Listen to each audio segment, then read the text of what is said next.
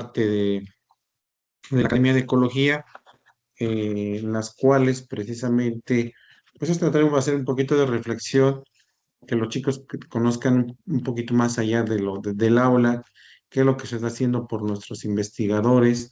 En la mañana llevábamos a cabo una otra conferencia que se hablaba de ecocidio en la región de Cherán y cómo la resiliencia comunitaria fortalece al cuidado del medio ambiente y cómo estas estrategias comunitarias han fortalecido igual a la comunidad y al medio ambiente. Se hablaba de un captador de agua natural con el cráter, de ecoladrillos, entonces, pero lo más importante era este rescate cultural que, que han tenido la localidad ante diversas problemáticas, ¿no?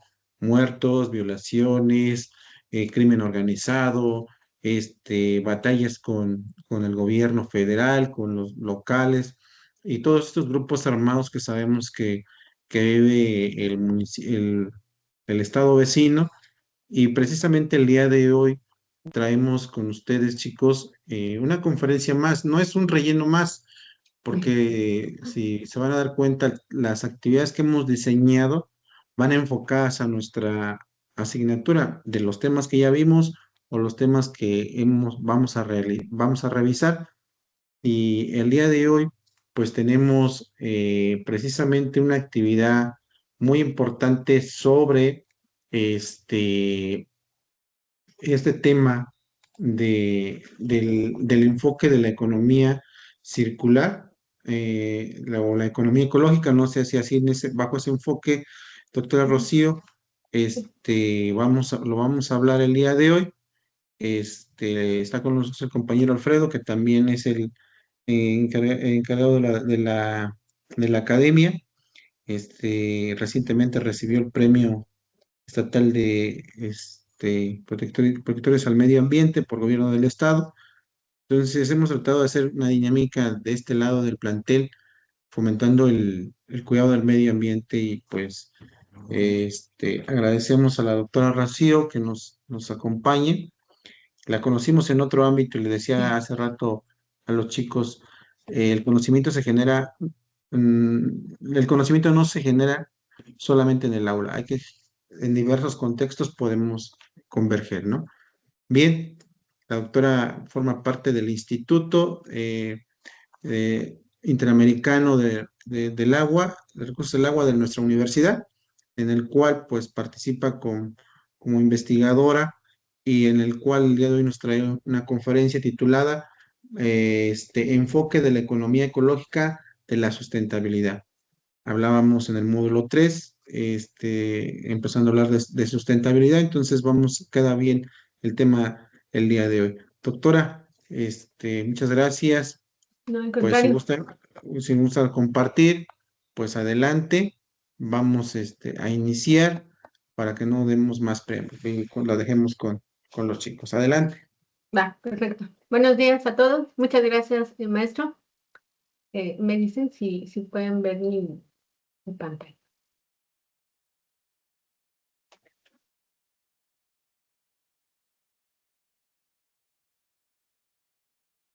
¿Sí? ¿Ahí la Sí, pueden ver? sí, ya se ve en modo ¿cómo se llama? De las diapositivas. Perfecto. Ahí está, ya se Perfecto. ve. Bueno, Perfecto, gracias. gracias, maestro. Pues bueno, buenos días a todos. A mí me da mucho gusto poder estar con ustedes. Espero que sea un rato donde podamos compartir. Si bien yo les voy a presentar, pues ojalá tengan la posibilidad de tener una participación o de participar conmigo. No sé si sea posible, maestro Ismael, si yo pueda preguntar y hacerlos participar. No sé si es posible. Sí, claro, esa es la intención de que no sea una conferencia tan cuadrada como en ocasiones Va, se hace. Por favor, adelante con los chicos, va. sí. Ujú. Perfecto. Bueno, más que una conferencia magistral, a mí me gustaría decir que esa es una plática, una charla, y por tanto, pues sí los voy a estar molestando para que compartan conmigo, interactuemos un poquito. El enfoque de esta charla pues tiene que ver un poquito con la economía ecológica, enfocado en esta palabra que seguro todo el mundo hemos escuchado, ¿no? Aparte de la sustentabilidad, que todos pensamos que es como el ideal y no sé si realmente estamos yendo hacia allá, ¿no? Comentar que, bueno, pues yo soy profesora investigadora en el Instituto Interamericano de Tecnología y Ciencias del Agua de la Universidad Autónoma del Estado de México. Ojalá algún día puedan darse una vuelta. Acá tenemos visitas guiadas, hago el comercial, ¿no? Para ver si algún día nos pueden visitar. Está pasando la caseta del Dorado hacia Toluca. Entonces, si alguna vez ustedes andan por acá, pues me dará mucho gusto verlos. Y bueno, vamos a iniciar un poquito ya más de lleno con esta charla. Tiene que ver un poquito con dos enfoques. Uno tiene que ver con la parte de economía y la parte ecológica. En ecología, pues bueno, ustedes, alguien no sé si me pueda comentar de qué semestre son, por favor. Somos de De quinto quinto. semestre. Ah, perfecto. Quinto semestre, entonces ya vieron ecología, biología y todas las ciencias relacionadas con recursos naturales, ¿no? ¿Sí? Hemos tomado biología y geografía y ahorita estamos tomando cultura ambiental. Ah, ok. Están relacionadas. Perfecto, muchas gracias. Entonces, en ecología, ustedes, bueno, seguramente han escuchado hablar que pues es una rama de la biología que lo que hace es que intenta estudiar las relaciones de los seres vivos con el entorno, es decir, con ese medio donde nos desarrollamos, eso es lo que intenta identificar cuáles son las relaciones, es decir, si ocurre un cambio, qué consecuencia hay con un organismo, ¿no? Desde nosotros hasta los hongos, las bacterias, por ejemplo, animalitos o vegetación. Y la parte de economía, que seguro todos hacemos economía, ¿no? ¿Por qué? Porque lo que intenta hacer es estudiar los recursos, cómo los manejamos, cómo los extraemos, cómo producimos, cómo los transformamos y al final cómo los consumimos. De alguna u otra manera, todos tenemos necesidades y siempre ocupamos un bien o un servicio. Entonces, la economía ecológica es esa integración de la ecología y la economía. Ujú. Por ahí un poquito de ecología. Imagínense ustedes hace muchísimos años, ni siquiera llegábamos al 1800, por ahí hubo un ecólogo que decía, bueno, si todos tenemos necesidades de consumir, ¿cómo es nuestra producción? ¿No? Entonces, esta grafiquita que les muestro aquí tiene que ver con una gráfica de cómo es que producimos. Ustedes se dan cuenta, esta línea roja indica cómo es una producción lineal y luego en la línea verde dice, bueno, ¿y cómo es el crecimiento de la población? El crecimiento de la población es un crecimiento exponencial, ¿no? Pareciera que no tiene límites. Y la producción, pues sí se va incrementando, pero llega un punto donde tiene que mantenerse y después quizá caer, ¿no? Entonces, bueno, a lo largo del tiempo, él hizo algunas modelaciones, él desarrolló, por ejemplo, unos modelos matemáticos para poder determinar en qué punto ya la población era mayor que la producción. Y entonces, si ya estábamos en esta área, significa entonces que teníamos escasez, ¿no? Si cuando la población es mayor que la producción, entonces se llega a un límite de escasez. Y decía, bueno, este crecimiento de la población y la generación de los recursos llega a un límite donde es imposible sostenerlo. Y entonces él decía que para finales del siglo XIX, pues ya íbamos a llegar a la extinción porque ya no íbamos a contar con recursos para sostenernos, ¿no? Y alguien por ahí dice, bueno, esta teoría pues es incorrecta. ¿Por qué? Estas predicciones, esta modelación es incorrecta porque no tiene en cuenta el desarrollo tecnológico. El desarrollo tecnológico nos ha permitido contar con muchos materiales que se pueden, algunos tomar de la naturaleza, pero otros sintetizar. Podemos hacer, por ejemplo, el uso de los recursos naturales, reusarlos, reutilizarlos, ¿no? Entonces, por ahí se cuestionó mucho esa teoría, pero lo que no era posible es decir que todos los recursos que tenemos son infinitos, ¿no? Que son algo ilimitado. Y ahí decían, bueno, si nosotros pensamos que el crecimiento es ilimitado, es posible que entonces hablemos de un economista o de un loco porque no considera los recursos finitos, ¿no? Entonces, más o menos es como para irnos adentrando. Por ahí de 1970 y muchos, alguien dice, bueno, yo creo que tenemos las condiciones como para poder seguir produciendo más y mejor, ¿no? ¿Quién no quisiera un mejor refrigerador o un mejor automóvil o un mejor avión o un mejor celular, ¿no? Entonces siempre esperamos algo más y mejor, pero con ello también entonces tenemos más y mejores desechos.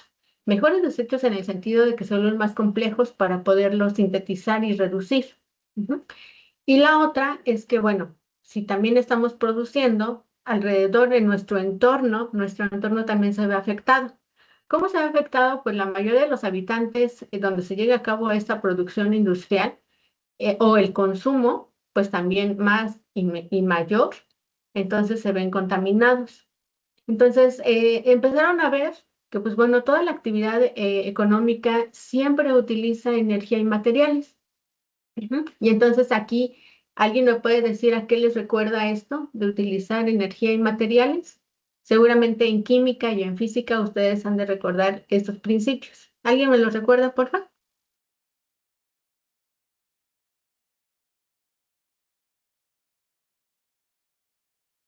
¿No? ¿Les doy una pista? Dicen por ahí que no los podemos crear ni destruir,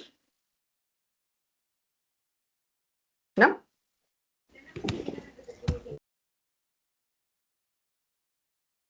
La ley de la conservación de la materia. Ujú, justo. La ley de la conservación de la energía y la materia, ¿no? No podemos crear ni destruir. Y luego por ahí hay otra, de la entropía. La entropía es como ese desorden que tienen las partículas o todos los materiales y llega el punto donde llegan a estar tan desordenados que es imposible ya volverlos a utilizar. Ajá. No es que los estemos destruyendo, más bien nos estamos transformando a un punto donde ya no tiene un punto de retorno para volverlas a utilizar. Ujú. Y luego, bueno, ya identificamos que toda la producción tiene contaminación, toda, toda. Y cuando empezamos a ver que realmente tiene un efecto, entonces tal vez ya ponemos un poquito más de atención. Y este efecto se vio en la salud.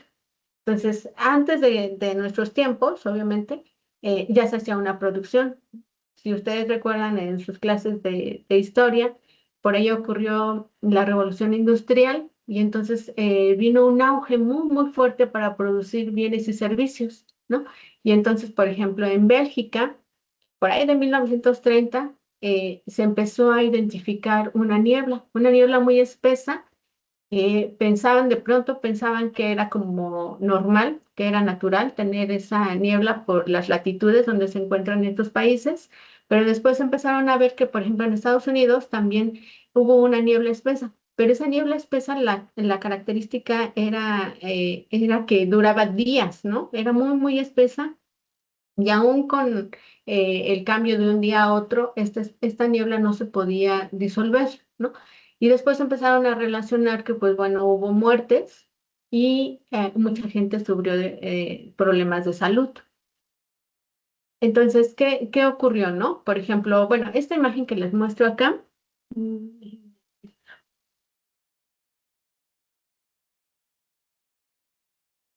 pulsa la lupita. Aquí, ¿no?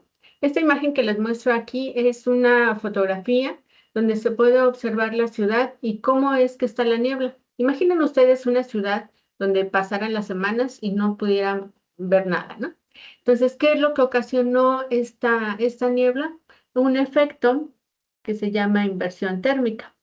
Ujú. Yo creo que por ahí algunos ya lo han identificado, ¿no? Esta inversión térmica tiene que ver con un efecto. Imaginen ustedes, esta es de forma natural lo que ocurre. Aquí tenemos una ciudad, un pueblo, una zona urbana. Esa es la superficie. No sé si aquí lo alcancen a ver, pero bueno, esta es una superficie y en la superficie tenemos un aire caliente. ¿Cómo obtenemos ese aire caliente? Pues a partir de la radiación del sol, ¿no? El sol llega a la superficie y algunos de estos rayos calientan la superficie. Entonces, en la superficie muy cercana tenemos este colorcito amarillo donde tenemos el aire caliente. Después, conforme vamos subiendo en la altitud, el aire se vuelve frío hasta llegar a casi congelarse. Entonces, el aire más arriba está muy frío. Entonces, generalmente el aire caliente tiende a subir, ¿no? Eso es de forma natural o convencional, ¿no? Pero ¿qué pasa?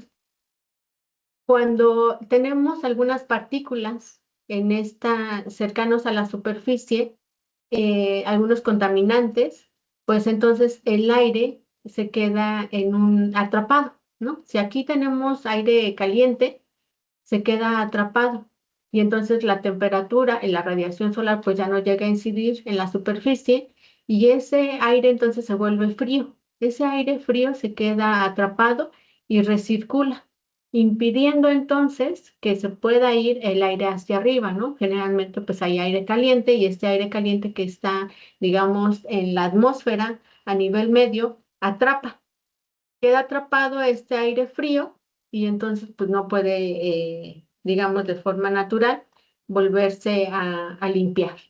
Esta inversión térmica lo que hizo es atrapó todos los contaminantes que existían aquí, llámense de carbón y otros combustibles, y creó una niebla tóxica. Entonces, al no haber la liberación de estos contaminantes, pues mucha gente murió. Ujú.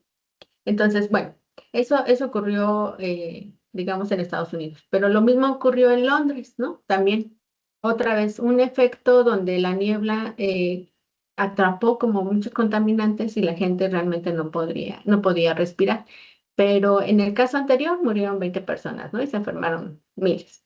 Pero en este caso en Londres, más de 12.000 personas murieron, ¿no? Y hablar en 1950 de 12.000 personas que murieran sí era todo un fenómeno, ¿vale? Entonces, a partir de estos fenómenos que ocurrieron, identificaron que la producción eh, tenía una consecuencia que era la contaminación y la contaminación recaía entonces en la salud y la salud, por tanto, en la economía. Entonces, hicieron un círculo donde pudieron identificar que toda la producción tiene un efecto y esto se llama una externalidad. Puede ser una externalidad positiva o negativa. En este caso era una externalidad negativa porque no se tenía un beneficio, sino al contrario, ¿no? Tenía un efecto negativo en la salud. ¿Cómo surge la economía ecológica? Bueno, después de poder identificar que toda la producción tiene una consecuencia en la contaminación y por tanto en nuestra salud, además de los recursos que se van agotando, pudieron identificar que vivimos en un sistema económico que tiene entradas y salidas, ¿no? Convencionalmente antes se pensaba que la economía pues era nada más así como un lugar donde teníamos un mercado de bienes y servicios, las familias, los usuarios las consumían, llegábamos al mercado donde volvíamos a producir, estas a las empresas, y era como un círculo, ¿no? Así es como convencionalmente antes se pensaba que era la economía. Después, bueno, se transforma. ¿Por qué? Porque dicen, bueno, esta economía, ¿cuál es el motor? El motor de esta economía, pues, es la energía solar. La energía solar sin energía, sin sol, imaginen ustedes cómo podríamos vivir, ¿no? Nosotros no podríamos vivir, no podríamos tener todo lo que hoy día ustedes voltean a su alrededor y podemos ver, ¿no? Tan solo el agua, el oxígeno, el aire, las plantas, todo lo que tenemos es a partir del sol. Entonces, no puede pensarse un sistema cerrado, puesto que tenemos una entrada, pero también hay una salida. Entonces aquí es donde la física entra. Dice, bueno, si tenemos algunas materias primas, estas materias primas entran al mercado o a la economía circular, si ustedes lo quieren llamar así, y tenemos bienes y servicios. Pero llega un punto donde también se generan residuos y estos residuos a veces salen de este sistema. También no solamente la materia, sino también hay energía que se degrada, ¿no? Y esta energía ya no podemos atraparla y convertirla, ¿no? No significa que desaparece, simplemente ya no podemos utilizarla. Por eso entonces surge el concepto de economía ecológica, ¿no? Porque considera un sistema abierto con entradas y salidas y que en algún punto en el tiempo también llega a estar no disponible. Por eso es que entonces se habla de la entropía. Entonces aquí llevamos dos principios, ¿no? La ley de la masa y la energía y la ley de la entropía. Entonces, aunque es economía, ecología, también tiene una relación, por ejemplo, con la física, ¿va? Y entonces, esta economía ecológica lo que intenta hacer es integrar como varios conceptos, porque se vuelve una disciplina multidisciplinaria. Entonces, integra muchas disciplinas, desde la economía, obviamente se basa en la economía, en la ecología, en la termodinámica, pero también en la ética. ¿Por qué en la ética? Porque si ya estamos hablando de un sistema abierto con entradas y salidas, pues también entonces tiene que haber una relación en cómo es que utilizamos estos materiales, porque si bien no es que podamos crearlos ni destruirlos, sí pasan a estar no disponibles. Ujú. Y en esto dicen, bueno, entonces cada una de las culturas, cada uno de nosotros como ente, como individuo, decidimos qué hacer con nuestros recursos. Si bien no hay quien nos obligue, pero sí podemos tomar decisiones que ayuden a poder mantener este círculo, ¿no? Entonces ahí es donde entra la sociedad y nuestro sistema cultural, ¿no? Esta parte de la ética. Y aquí, bueno, si recordamos, ¿no? ¿Cómo es un ambiente? Recordamos que el ambiente tiene un sistema que es un medio abiótico y tenemos todos los organismos o todos los sistemas que son bióticos. De alguna forma, los dos se relacionan y entonces podemos completar un sistema o un ambiente. Pero cada uno de estos ambientes tiene una capacidad de carga. ¿Han escuchado hablar de esto de capacidad de carga?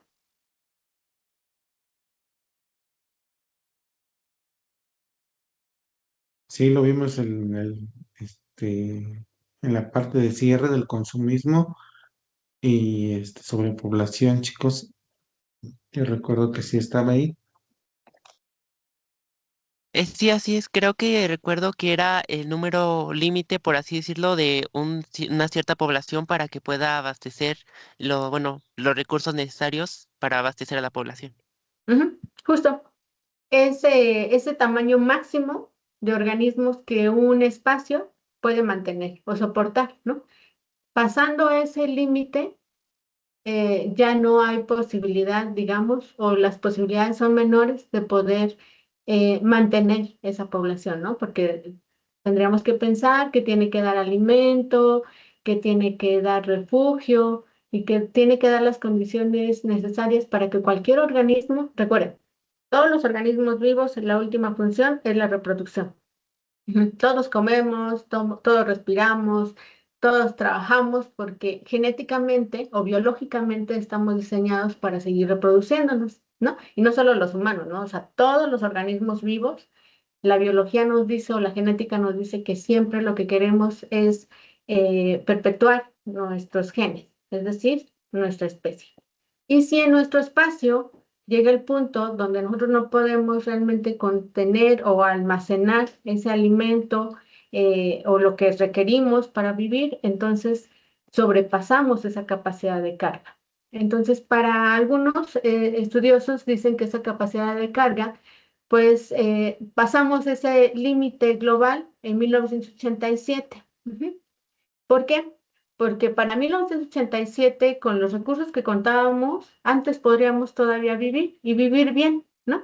Pero a partir del 87, dicen que ahora necesitamos 1.5, un punto 5 más tierras. ¿Por qué? Porque ya no tenemos los recursos para poder seguir viviendo como antes. Ujú. Entonces, aquí empieza un poco catastrófico el asunto, ¿no?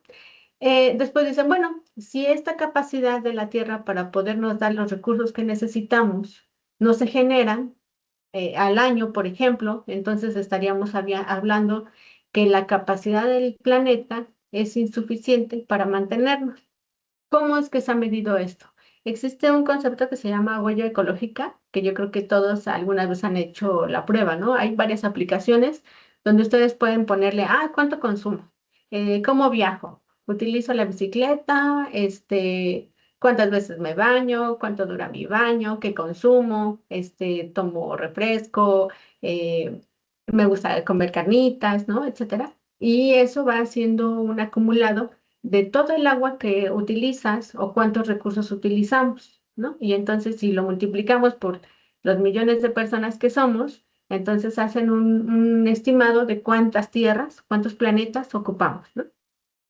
Y por ahí dicen, bueno, si nosotros no modificamos esta forma de cómo consumimos y consumimos porque requerimos, que no se produciría, entonces llega el punto donde toda esta materia y toda esta energía no puede ser transformada, llega el punto donde no se puede transformar, pero la clave está entonces cómo es que nosotros nos educamos o cómo nos sensibilizamos de cómo es que consumimos, ¿no? Por ejemplo, ustedes saben, ¿no? Que en diferentes países o en diferentes regiones de pronto hay hambruna, ¿no? Es esa condición donde la gente, por más que busque el recurso, por más que quiera transformar o cocinar, no encuentra la forma para acabar con el hambre que tiene. Y nosotros en casa seguramente en algún punto desperdiciamos muchos alimentos. Todos lo hacemos. Y entonces dicen, por ejemplo, si nosotros pudiéramos acabar con el 50% del desperdicio de todo lo que se tira a la basura en alimentos, podríamos ir cada año retrasando 11 días esta sobrecapacidad. Y si todos lo hiciéramos, entonces para el 2050 volveríamos a estar dentro de los límites del planeta para poder abastecer recursos para todo el mundo, poder tener agua para todos, poder tener una tierra que sembrar, ¿no? Entre otras cosas. ¿Sí? Entonces, aquí es donde entra un concepto que dice, bueno, ¿cuánto valoramos lo que tenemos? Ujú. Cuando nosotros somos consumidores, siempre estamos comprando o adquiriendo en función de nuestra capacidad de compra, ¿no? Bueno, si yo tengo muchos recursos, pues seguramente voy a ser una consumidora más que si tuviera menos recursos. Ujú. Entonces, aquí dice, bueno, un ejemplo, si nosotros a veces compramos y no necesariamente es porque a veces lo utilicemos, ¿no? Es decir, a veces solo compramos porque nos genera una satisfacción, pero ya no incluye esta compra que realmente nos dé un beneficio. A esto se le llama una utilidad negativa. Ajá. Esta utilidad negativa o marginal dice, bueno, pues imaginen ustedes que van a comprar una botellita de agua, ¿no? Esta botellita de agua ustedes la compran porque seguramente tienen sed, ¿no? Entonces, el primer vasito de agua, la primera botella, pues cumple la función. La función es acabar con la sed. Pero si ustedes deciden comprar otra unidad, ya sea un vasito de agua o una botella, esta utilidad ya no se reporta al 100. ¿Por qué? Porque ya no tienen sed.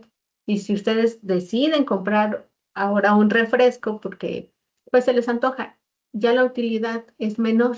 ¿Por qué? Porque el objetivo era acabar con la sed. Esta sed ya se cumplió. Ahora lo que quieren es un gusto. Y entonces este gusto ya no se reporta como útil. Ajá.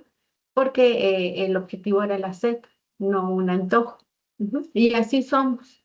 O sea, generalmente si tenemos un bien, lo consumimos y lo seguimos consumiendo aunque ya no lo necesitemos. A veces ya nada más es por un lujo. ¿No? Y eso nos llega a una idea, ¿no? ¿Por qué? Imaginen ustedes, les hablaba del vasito de agua, ¿no? ¿Por qué el agua, que realmente tiene una gran utilidad, tiene tan escaso valor, por ejemplo, en relación con los diamantes, ¿no? Nosotros, bueno, al menos yo nunca he comprado un diamante, ¿no? Pero sí sabemos que son muy caros. Y si ustedes van por ejemplo, a la tienda, compran una botellita de agua, la relación de la utilidad de lo que tiene un vaso de agua con un diamante no se compara, pero el costo es elevadísimo para un diamante que no nos da realmente un beneficio o una utilidad. Entonces, ¿por qué es tan caro un diamante? ¿Por qué no es tan cara el agua, por ejemplo? ¿No? A ver, ¿alguien me puede comentar, por favor?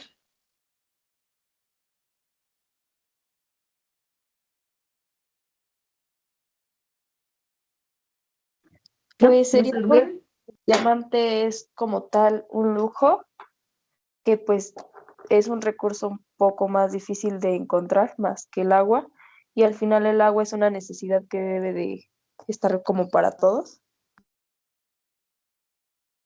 Ok, entonces como el agua es un recurso o es un bien al que tenemos derecho todos, entonces su valor es menor, aunque la utilidad es mayor.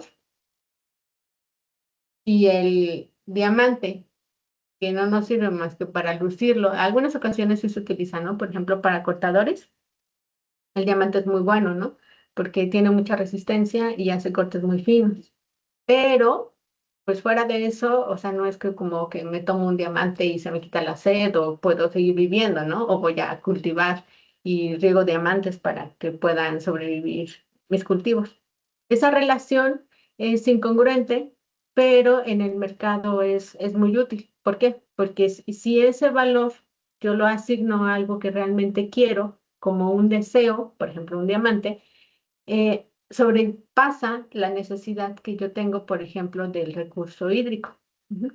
Entonces, aquí hay una palabra clave, ¿no? Que es el valor. Ujú. Entonces, a veces el valor se da cuando tengo algo que realmente uso, pero también a veces de no uso. Ujú. ¿Por qué? Porque hay cosas que me son muy útiles, ¿no? Que tienen una función específica que sin la cual yo no podría vivir, pero existen otras que me dan un valor solamente por quererlo tener. Ujú. Entonces, aquí es esa relación, por ejemplo, el agua y el diamante, ¿no? Si bien a veces hay cosas que tienen un mayor valor de uso, con frecuencia o muy pocas veces tienen ningún valor de cambio. Es decir, yo no podría con eso generar un beneficio mayor que solamente el hecho de quererlo tener. Ujú. Y hay entonces un esquema que se ha desarrollado. Dice, de pronto nosotros podemos asignarle un valor de uso a las cosas, ¿no? A todos los recursos, a todos los bienes. Entonces, este valor de uso se ha establecido con el objetivo de poder generar en el mercado cuánto estaría yo dispuesta a pagar por él. ¿Mm? Y entonces lo dividimos en dos, en los valores de uso y valores de no uso. Los valores de uso es, bueno, directamente yo puedo encontrar un uso, es decir, por ejemplo, la madera, ¿no? Y valor de uso indirecto. Ah, pues por ejemplo, el agua, ¿no? Porque el agua lo utilizo para la agricultura. Y otro valor de opción, es decir, pues podría yo usarlo o no, lo puedo dejar para generaciones futuras, pero sí tiene un valor. Y luego están los valores de no uso, aquel que yo voy a heredar, por ejemplo, no sé, la cultura, ¿no? Que no tiene un valor como tal yo no lo puedo usar, pero con solo hecho de dejarlo generaciones futuras, pues ya es un legado, entonces también tiene un valor. Y luego tienen el valor de existencia, es decir, solamente por existir ya tiene un valor. Ujú. Y aquí les pongo algunos ejemplos. Bueno, si los de valor de uso, yo sí puedo identificarlos. ¿Por qué? Porque me sirven de alimento o de biomasa, o son la materia prima para la producción, o es el material genético, ¿no? O es donde vivimos. Ujú. Y por tanto la salud. A todos estos, yo sí les puedo etiquetar. O es más, en un mercado, yo sí puedo decir cuánto cuesta. Ujú. Pero se vuelve más complejo, por ejemplo, hablar de las funciones ecológicas. ¿Cuáles serían esas funciones ecológicas, no? Por ejemplo, que tengamos una superficie que impida que nos inundemos, ¿no? Todos sabemos que un suelo desnudo, un suelo sin una cubierta vegetal, generalmente, pues lo que hace cuando precipita es que escurre, en lugar de infiltrar el agua y recargar, por ejemplo, un acuífero. Otra de las funciones, regula el clima. Sin vegetación, todos sabemos, por ejemplo, han escuchado de las islas de calor urbana, ¿no? En las ciudades la temperatura es por lo menos 4 grados arriba de lo que está en el entorno. Entonces, estas funciones permiten que se regule el clima. Otra de las funciones es la captura de carbono. Todos sabemos, ¿no? Que, por ejemplo, los automóviles generan contaminación y que la vegetación, por ejemplo, los árboles, a través de sus procesos de fotosíntesis incorporan algunos carbonos y los almacenan en la biomasa de la vegetación. Otro, por ejemplo, belleza escénica. Belleza escénica es, por ejemplo, ir a un parquecito, a un lago, a la isla de las aves, por ejemplo, y observar esos panoramas. Ese panorama que ustedes pueden visualizar tiene un valor. Ujú. No lo podemos usar directamente, pero sí nos genera, por ejemplo, pues una tranquilidad, ¿no? Y la otra está, el que sí es muy, muy importante, es el ciclo hidrológico, ¿no? Si de ahí obtenemos nuestros recursos y si se mantiene el ciclo hidrológico, evitamos, por ejemplo, problemas de inundación, de sequía, incendios, degradación, desertificación, erosión, etcétera. Estos también les podemos poner un valor. Se hace más difícil, pero se los podemos etiquetar. Y luego están aquellos que nosotros de forma directa no podemos usarlos, pero sí podemos planear que futuras generaciones los puedan siquiera conocer. Y eso se está hablando de la biodiversidad y de la conservación de hábitats. Esa belleza escénica que ustedes tienen la oportunidad de visualizar, si no se cuida, las generaciones de sus hijos o sus nietos seguramente ya no las podrán ver. Ujú. Entonces, si bien esta belleza escénica a veces cuesta un poquito de trabajo etiquetarle cuánto es el valor que tiene, hay algunos mecanismos que a partir, por ejemplo, de encuestas de cuánto estarías tú dispuesto a pagar por entrar a un parque. ¿Cuánto estarías dispuesto, por ejemplo, a viajar en lancha por un laguito? Estos son los que les dan ese valor de opción. Ujú. Y luego están los otros dos, ¿no? Estos dos que son los valores de no uso, es si nosotros podemos preservar la oportunidad de usar bienes y servicios de un ecosistema o de la producción de materia prima para las generaciones que hoy día están y están creciendo o las que aún no nacen, entonces podríamos evitar o mantenerlos, ¿no? Pero si no lo hacemos, esta degradación o esa transformación será irreversible, de tal forma que pues ya nuestros hijos o nietos o bisnietos ya no lo podrán ver, ¿no? Y luego está la otra. Este valor de existencia tiene que ver como un poco más con la ética y con la moral, ¿no? Es cuánto yo estaría dispuesto, no para verlo, sino para evitar que desaparezca. Y aquí hablamos de cosas intangibles, como por ejemplo la cultura o el patrimonio, ¿no? A veces son tangibles y a veces son intangibles. Por ejemplo, la cultura. La cultura hoy día se le ha dado como un plus, ¿no? Decir, bueno, la cultura se integra por la religión o por costumbres o por tradiciones. Si estas desaparecen, entonces esa cultura, esa parte como única de una población o una comunidad también desaparece porque ya no se hereda. Por ejemplo, hoy día, ¿no?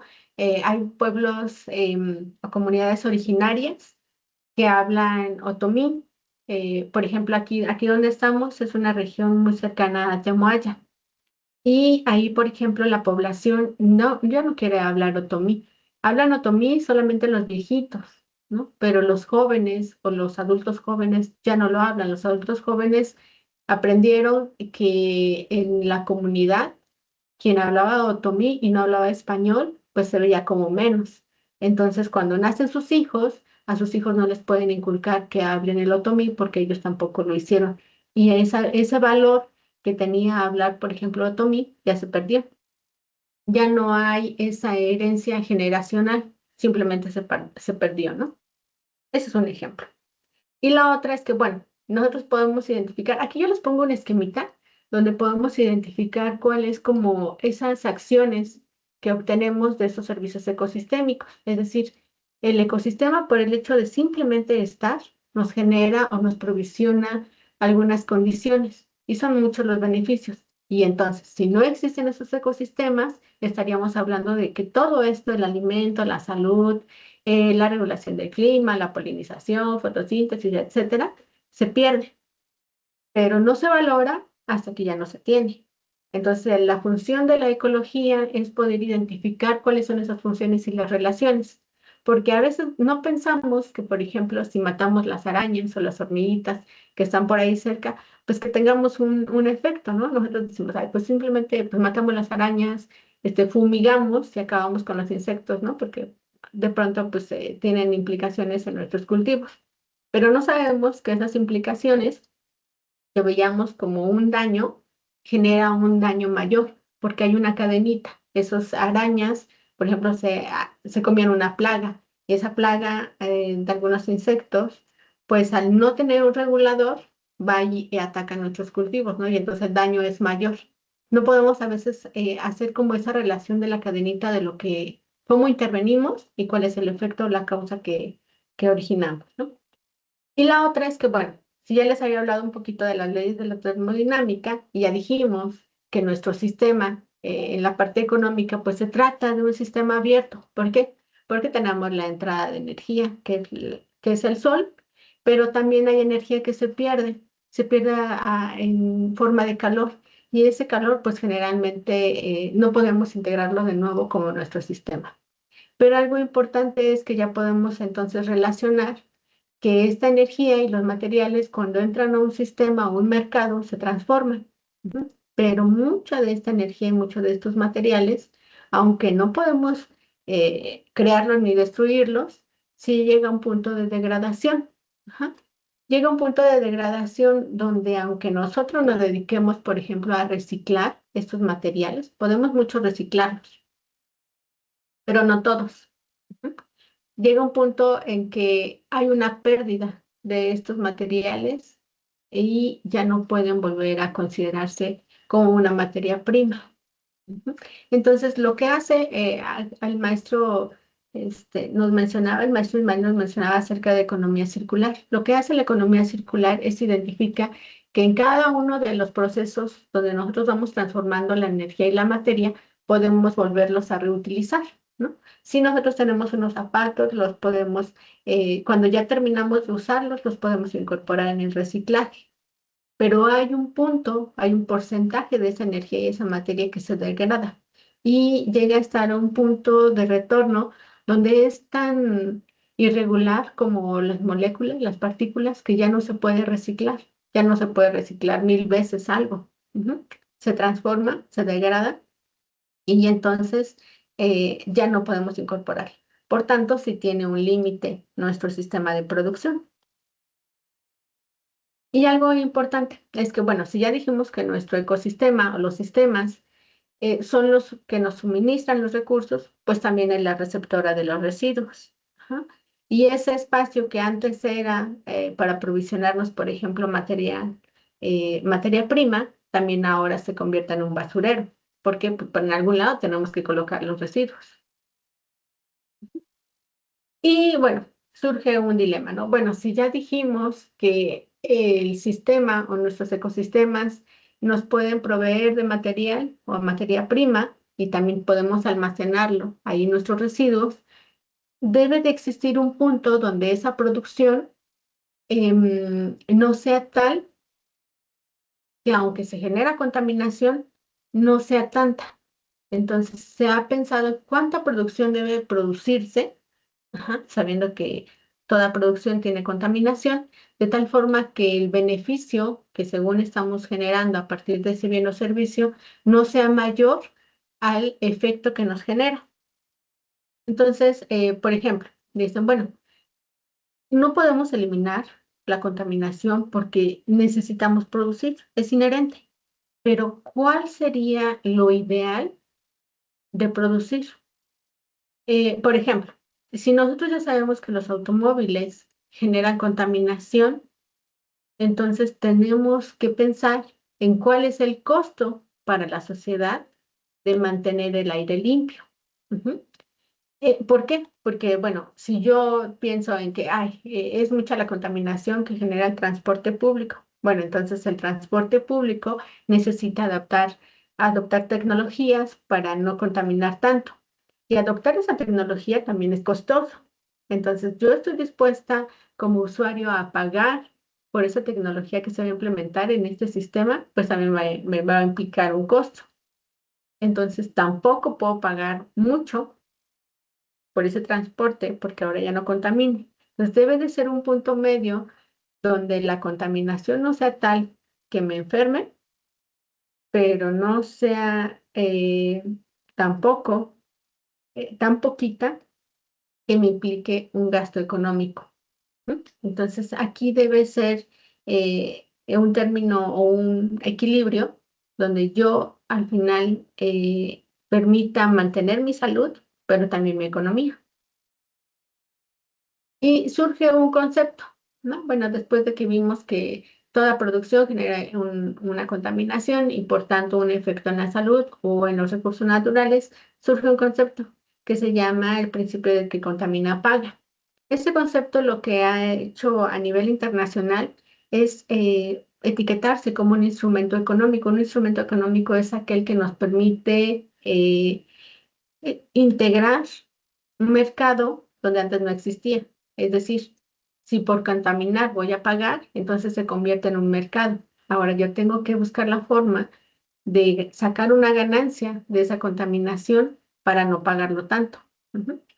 Y entonces se convirtió en, o se pensó que era un instrumento que me permitía producir de tal forma que yo pudiera eliminar esa externalidad, ¿no?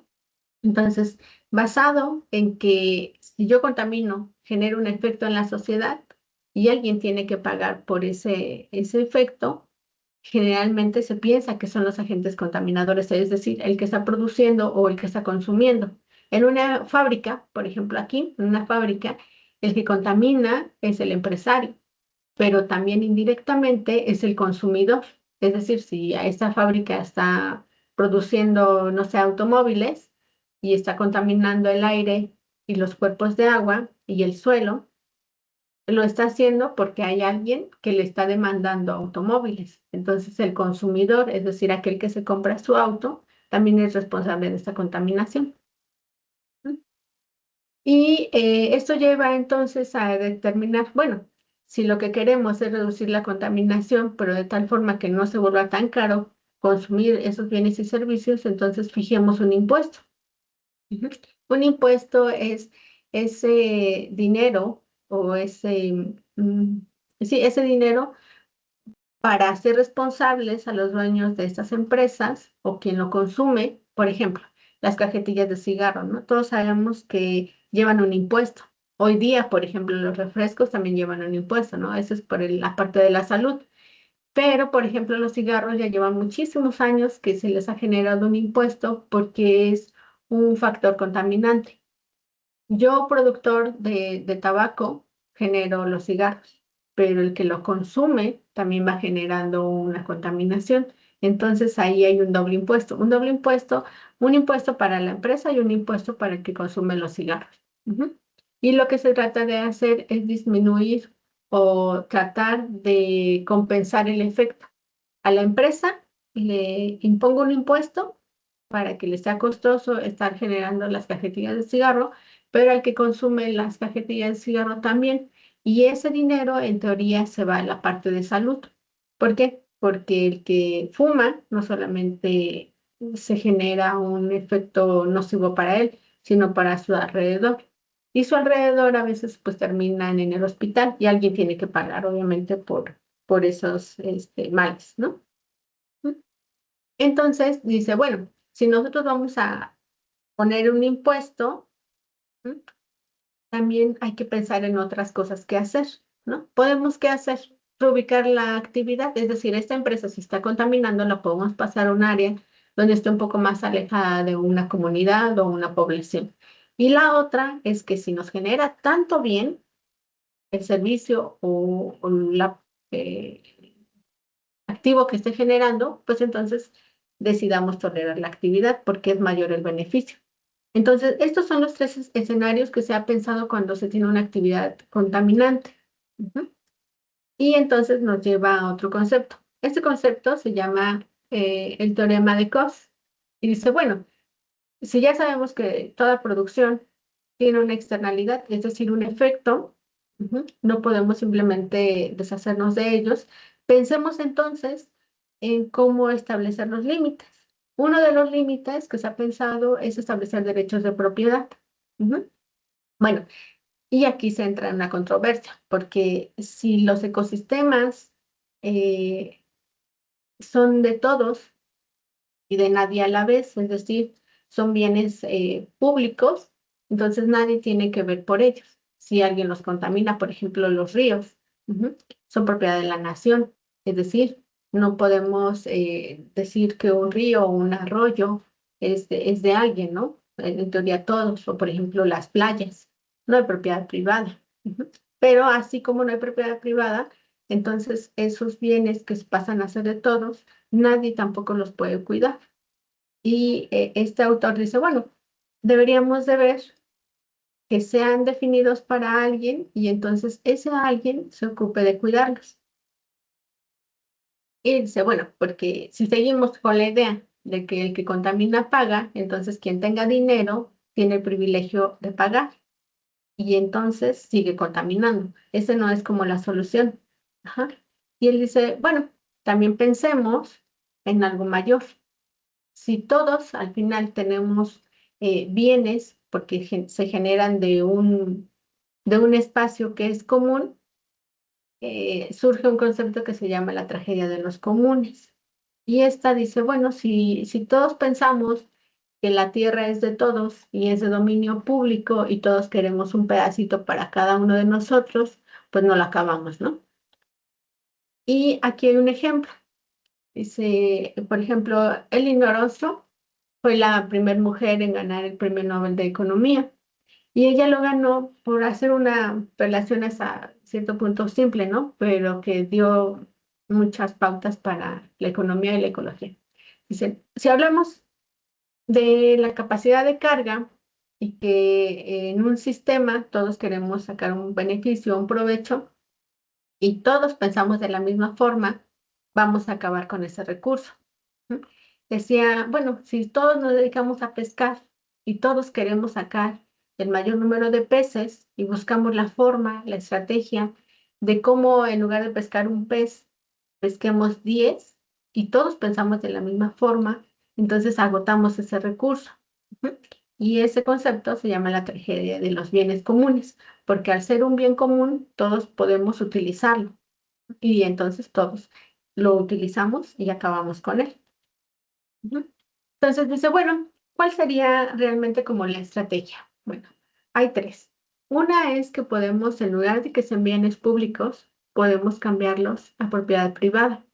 Con ese concepto de propiedad privada, entonces tendríamos condiciones y restricciones. Es decir, yo puedo pescar, ¿no? Porque pues es un recurso que necesito para mantener la vida.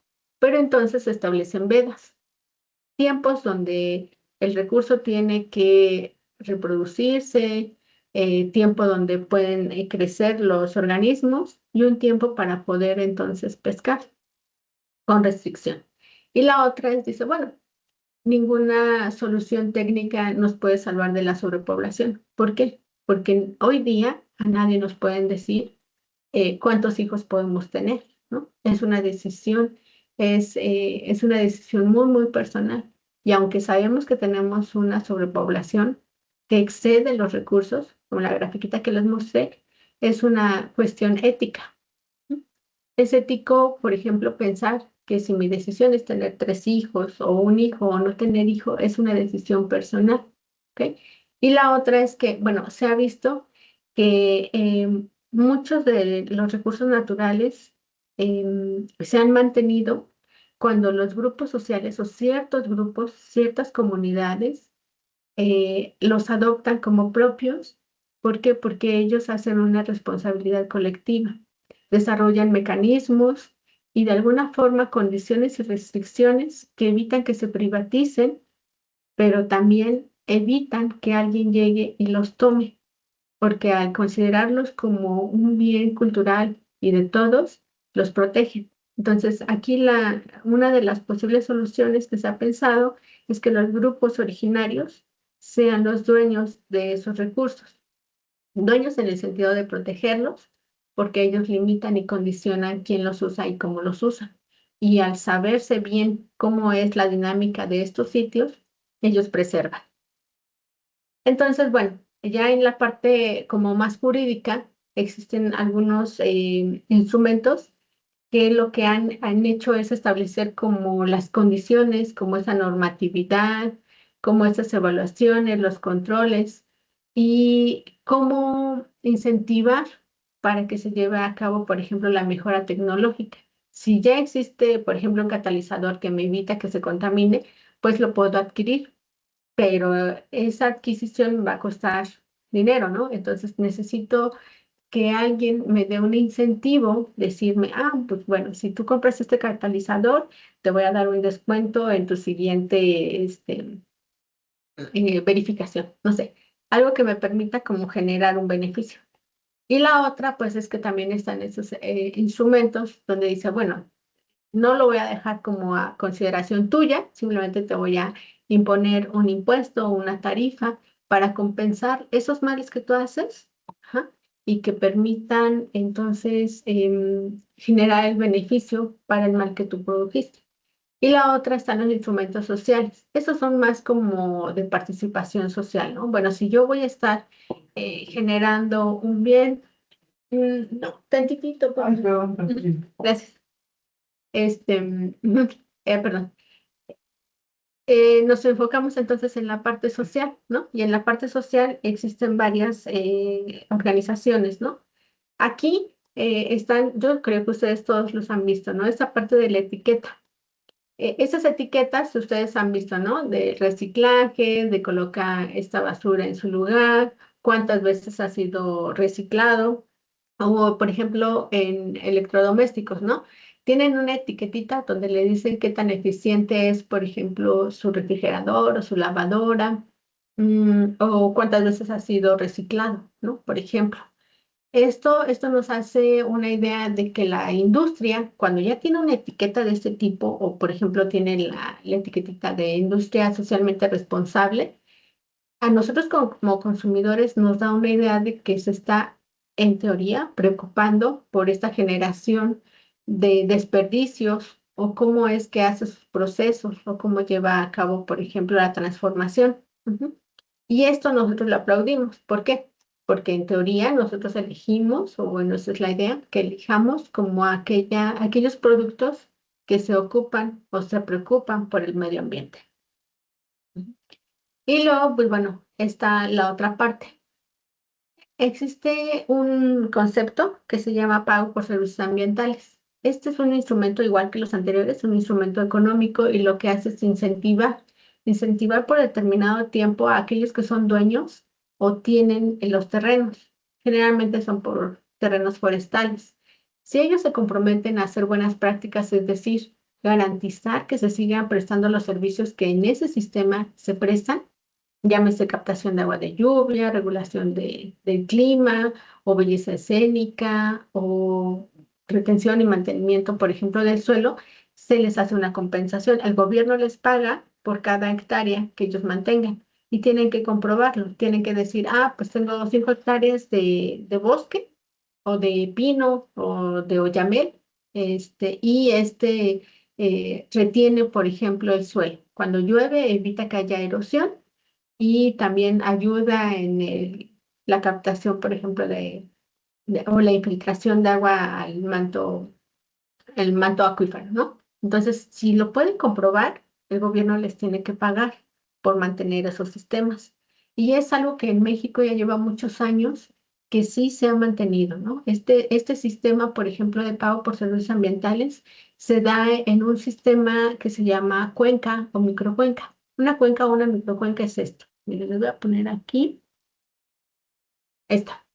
Estamos pensando que, por ejemplo, esa es una zona montañosa y en la zona montañosa generalmente pues hay escurrimientos. Estos escurrimientos forman un río o un cauce y este cauce generalmente pues casi siempre está al lado de una población, una comunidad, ¿no? Desde la historia, el origen de la historia, las comunidades, las poblaciones se han asentado cerca de cuerpos de agua. Y estos cuerpos de agua pues tienen una dinámica, van arrastrando desechos hasta llegar, por ejemplo, al mar o a una presa o a un área mayor, ¿no? Entonces, si nosotros podemos identificar todo lo que ocurre en este sistema en cuanto a las relaciones económicas, sociales y ambientales, podemos identificar cuáles son sus efectos. Entonces, se ha optado por pagarles a estos dueños, por ejemplo, de pastizales o de zonas boscosas para que mantengan la condición del ciclo hidrológico del suelo y de la regulación del clima. Hoy día, por ejemplo, CONAFOR es quien paga más, pero también hay empresas, se han hecho alianzas entre las empresas, los gobiernos municipales o algunas organizaciones de la sociedad civil, y lo que hacen es compensan que se sigan manteniendo estos espacios. Ujú. Y esto se relaciona entonces, si ustedes han escuchado hablar seguramente de los Objetivos de Desarrollo Sostenible, que lo que hace es que impacta directamente en alguna función, en algún problema. Y intenta resolver un problema a partir de una característica, por ejemplo, la salud y el bienestar, ¿no? Si yo puedo relacionar, por ejemplo, que mi producción ahora es amigable con el medio ambiente y que impacta en la salud y en el bienestar de una comunidad, entonces yo estoy sumando a que se cumplan estos objetivos de desarrollo sostenible, que la meta es al 2030. Ujú. Y así, o sea, tenemos 17 objetivos y uno de los más importantes, por ejemplo, es hambre cero, ¿no? Imaginen ustedes que el objetivo es que en todo el mundo no haya gente que tenga hambre y no pueda generar un recurso o tener un recurso para saciar el hambre, ¿no? Son objetivos muy, muy ambiciosos, pero bueno, por eso se está pensando en que son objetivos para todo el mundo donde todos deben de incidir. Otro de los puntos importantes son estos, ¿no? El 13 y el 15. En economía ecológica se piensa que si bien nosotros obtenemos los bienes, las materias primas de un ecosistema, esos tienen relación, por ejemplo, con la salud, tienen relación con el clima. Es decir, de alguna forma todos están ligados, ¿no? Y esa forma de hacer esos nexos son los que nos deberían de preocupar. Entonces, ya para finalizar esa plática, creo que ya me extendí un poquito. Para finalizar esa plática, pues bueno, nada más comentarles que todo esto que acabamos de ver está muy, muy resumido, obviamente, pero tiene que ver cómo es nuestra forma de ser como individuos en cuanto al consumismo.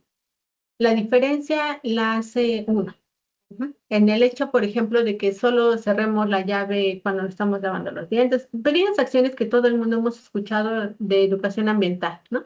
De apagar la luz cuando no la ocupamos, de desconectar el enchufe, de cómo separamos, por ejemplo, la basura, de hacer en casa una composta, algo que todos podemos hacer seguramente como mínimo.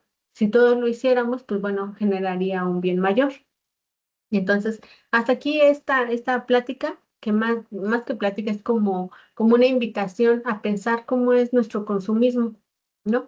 Hoy día, por ejemplo, consumimos muchísimo la ropa, o los zapatos, o los teléfonos, etcétera, ¿no? Hay muchas cosas que ya nos han como enganchado mucho y hoy día no podemos seguir consumiendo. Entonces, paremos tantito y pensemos, bueno, si me voy a comprar un suéter, voy a pensar en un suéter que me dure años, ¿no? Y si después de esos años ya no lo uso, pues entonces pienso tal vez en reciclarlo, eh, o, o hacerle una composta, de alguna forma hacer un círculo, o sea, porque ya vimos que aunque yo pueda estar pensando en desechar, alguien más lo puede utilizar, ¿no? O en un sistema más se puede utilizar. Entonces pensemos en comprar cosas que nos duren tiempo y que después de ese tiempo que los vamos a desechar, sirvan para algo más, ¿vale? Entonces, pues hasta aquí, maestro. No sé si haya por ahí algún comentario, Así algo es, que vamos quieran a compartir. los chicos que nos puedan compartir algún comentario, alguna duda, alguna pregunta, algún interés sobre la conferencia de la doctora. Yo sí te recuerdo, no sé, a lo mejor ellos no se acuerden, no sé si usted, doctora, a lo mejor soy más de atrás. salía un comercial en la televisión que lo tomaban desde otra perspectiva, ¿no? Que decía, Pablito le pasó su suéter a Juanito, Juanito le pasó a Pedrito, después Pedrito, iban como que pasando el suéter del niño más grande al más pequeño, ¿no?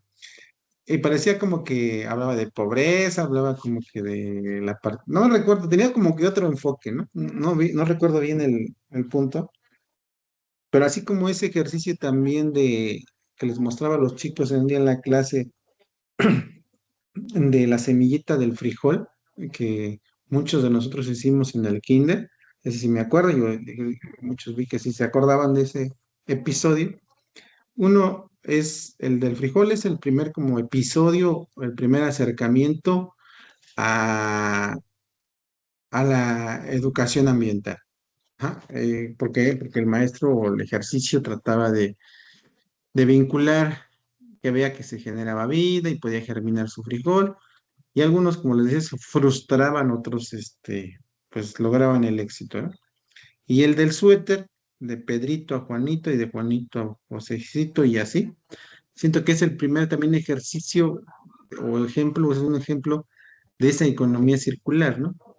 O sea, no disminuir el gasto, aunque el enfoque del comercial era otro, pero es como el ejemplo más claro de esa economía, de disminución de esa economía, en la cual pues nos podemos involucrar también, ¿no? Eh, en ese sentido, ahora también está mucho de moda el fast fashion, el tema, en la mañana lo veíamos con la conferencia anterior, cómo el trabajo comunitario, cómo puede ayudar bastante cuando se organiza para poder solventar este tema de agua. El tema de hoy en día de los, ¿cómo se les llama? De los voluntariados, que también es otro tema muy interesante. Entonces yo creo que todo esto trae consigo beneficios en muchos sectores, ¿no? Desde la descarbonización, de la disminución de la contaminación del agua. Les digo, qué bueno que iniciabas desde esa perspectiva. En la materia, no sé, les he dicho, el agua no se acaba, se pierde su calidad de consumo, porque entonces estaríamos entrando en otra dinámica y que creo que el planeta no está en eso, sino que sigue la misma agua, sigue el mismo ciclo ecológico, pero lo que estamos perdiendo es calidad de consumo, ¿no? Bien, no sé, yo creo que es muy amplio el tema y daríamos para otras 20 sesiones, cada una de las partes, pero quisiéramos escuchar a los chicos que nos compartieran qué se llevan de la plática, cuál es su reflexión, más que pregunta, cuál es la reflexión que ellos hacen. A ver, que nos pudieran compartir, por favor.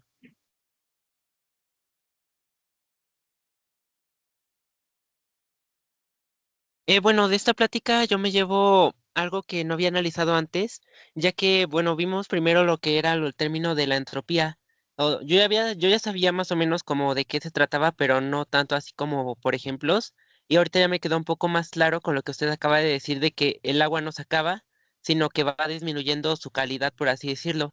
Y pues sí es algo como muy importante y muy relevante porque si eso sigue ocurriendo, dentro de algunos años tal vez el agua ya no sea tan usable como lo es para el ser humano y lo que puede ser una gran causa de extinción. Sí, yo por mi parte también me llevo lo de el consumismo, de que pues al final no solo el que crea el producto es el que contamina, sino también el que lo consume es el que también contamina. Ujú. Bueno, por mi parte, también estaba el hecho, bueno, recalcar lo que se dijo al principio, de que tenemos que considerar qué podemos hacer por nuestra parte. Por ejemplo, cuando se ponía como el límite de fecha para la humanidad con los recursos que se contaban, pero no se tomaba en cuenta el factor que era lo de la tecnología, de que podíamos crear y que podíamos hacer al respecto. Entonces sería pues enfatizarnos en eso, en qué podemos hacer para solucionar y evitar que el desgaste avance tan rápido.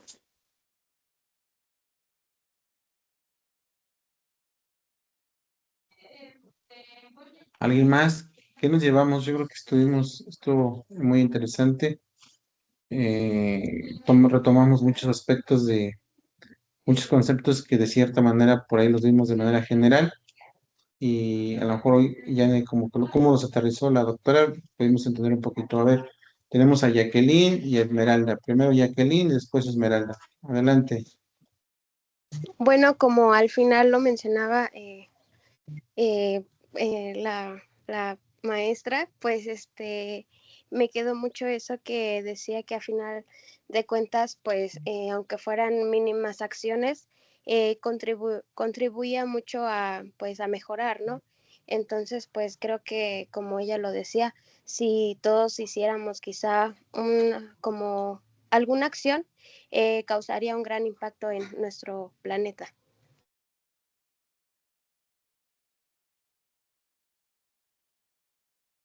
De mi parte, también igual como que hacer reflexión en cuanto a lo de la economía ecológica, ya que nos enseña que el verdadero progreso no se mide solo por la cantidad de bienes que pues producimos como humanos, sino por la armonía y función que estos están hacia nosotros. Y pues también resaltar lo que se mencionó de que durante mucho tiempo la economía tradicional ignoró el valor de los ecosistemas y los explotó como si fueran infinitos y pues ya en la actualidad nosotros estamos pagando ese límite que rebasamos con la contaminación, la pérdida de biodiversidad y las crisis climáticas.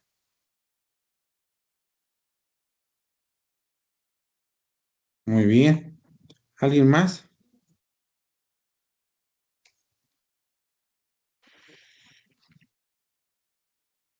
¿No? Ya nadie más.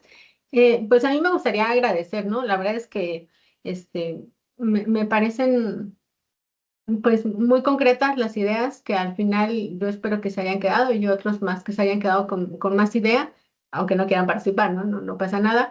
Pero yo sí los invito, yo sí los quisiera invitar a hacer una acción. Yo cuando tengo mi clase con los alumnos, les digo, hagan una cosa, propónganse una cosa en este semestre, ¿no? No sé, que todos los días, cuando su mamá lave, por ejemplo, en la lavadora, ustedes pongan unos botes en la lavadora y separen esa agua que ya se va a tirar, que ya no es potable, y con esa rieguen sus plantas, ¿no? Así, esa acción, nada más, o díganselo a su mamá, oye mamá, ¿cómo ves si cuando pongas tu lavadora, en lugar de poner la manguerita que ya se va a ir al desagüe, pues llena dos botes o un bote, con un bote lava el patio, o ustedes háganlo obviamente, ¿no? Ustedes laven el patio y con la otra rieguen su pasto o un arbolito que por ahí tengan.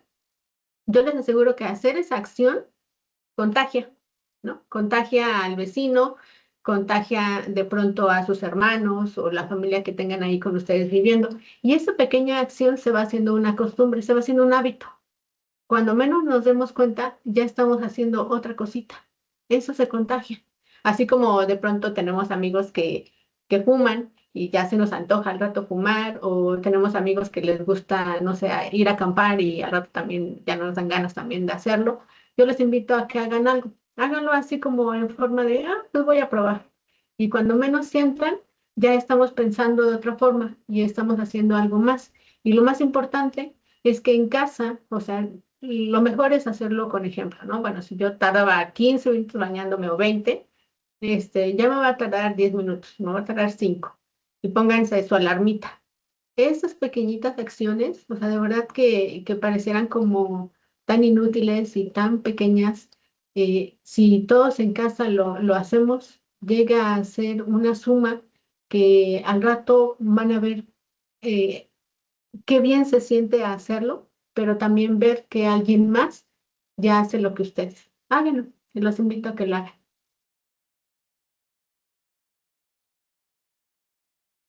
Así es, yo creo que esa sinergia puede cambiar muchas cosas en ocasiones, ¿no? Bien, Pues, doctora Rocío, yo creo que me gustó la dinámica.